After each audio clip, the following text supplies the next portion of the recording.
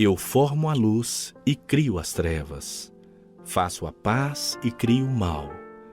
Eu formo a luz e crio as trevas. Faço a paz e crio o mal. Faço a paz e crio o mal. Faço a paz e crio o mal. Faço a paz e crio o mal.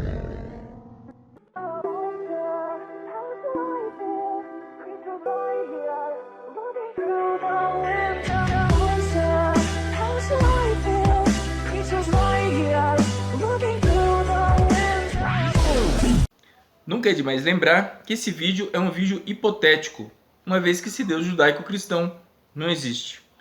Se caso existisse, esse vídeo mostraria que certos adjetivos como benevolência e misericórdia não poderiam ser atribuídos a ele. A Bíblia está repleta de passagens que mostram essa bondade relativa de Deus. Começamos pelo começo.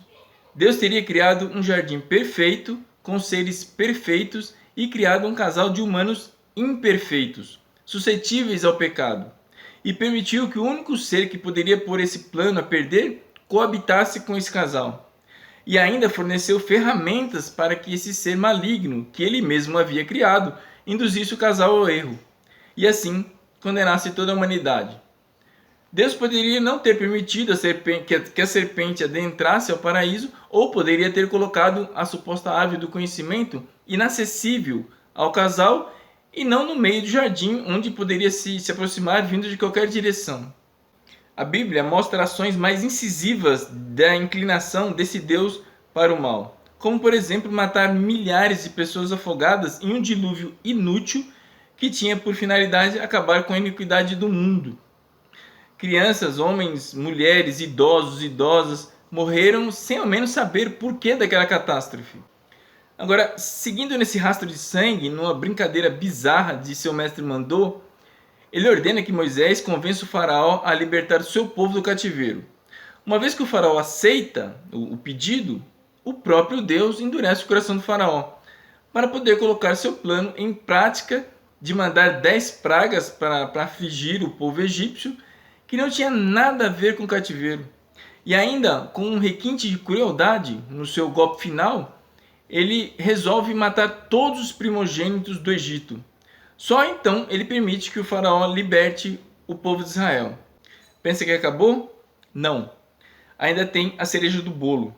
Ele abre o Mar Vermelho e quando os soldados egípcios entram, ele fecha afogando todos os soldados e seus cavalos.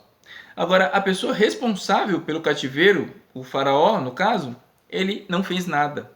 E ainda fez com que as pessoas libertas desse suposto cativeiro vagassem perdidas no deserto até que toda aquela geração morresse. Além da crueldade, o transtorno dissociativo de personalidade ou dupla personalidade é um dos atributos que deveriam ser acrescentados a esse Deus cristão. Em um determinado momento, ele ordena que os medianitas subjuguem os israelitas e depois entrega os medianitas nas mãos dos israelitas por se levantarem contra o seu povo escolhido. Vai entender.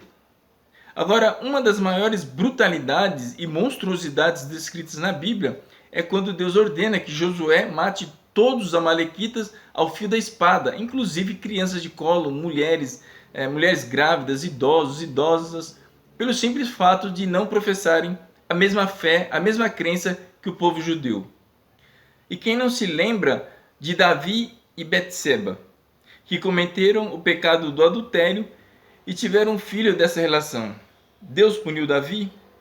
Deus puniu Betseba? Não. Deus matou a criança que não tinha nada a ver com esse pecado. E ainda com um toque de sadismo e crueldade, deixando a criança agonizando por 5 dias. A filha de Jefté também foi vítima desse Deus sanguinário, aceitando a menina como sacrifício para pagar uma dívida adquirida com seu pai. E por que não lembrar também que a melhor solução que Deus viu para castigar os jovens que zombaram de Eliseu foi enviar 2 ursas para matar todos os jovens despedaçados um a um. Em 70 do período da Era Comum, os judeus, povo escolhido por Deus, fugiu de Roma após os romanos destruírem a cidade e o templo de Jerusalém. Eles fugiram para um lugar chamado Massada. Lá havia uma montanha bem alta, bem íngreme, e no topo dessa montanha havia um platô, onde os romanos haviam construído uma fortaleza inexpugnável. A trilha que dava acesso a essa fortaleza mal cabia 2 pessoas lado a lado, portanto dificultava em muito a insurgência de carros de guerra que eram bastante utilizados pelo exército romano. Quando o imperador Vespasiano soube que os judeus estavam refugiados em Massada, enviou um exército romano para recuperar a fortaleza. Foi aí que, em 73, o exército fecha o cerco em Massada e dá início a um plano de retomada da fortaleza.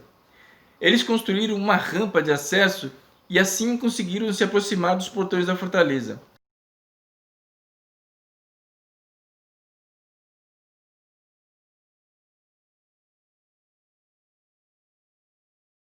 Os judeus, que eram em torno de 1.000 pessoas, entre homens, mulheres e crianças, se limitaram apenas a orar e pedir a proteção divina, assim como fizeram os judeus nos campos de Auschwitz. Vendo que nada acontecia e que o massacre era iminente, tomaram uma decisão terrível. Uma vez que o suicídio não é permitido no judaísmo, eles escolheram 10 pessoas e essas 10 pessoas iam matar todos os outros, inclusive os da sua própria família, e depois um desses 10 iria matar os outros 9 e assim um iria cometer o suicídio. Tudo isso aos olhos complacentes desse Deus que os religiosos dizem ser bondoso e misericordioso. Com exceção de Massada, felizmente, todas essas outras histórias descritas na Bíblia não têm compromisso com a verdade. Agora, para finalizar, esse Deus que você acredita pode ser tudo, menos justo, misericordioso e bom.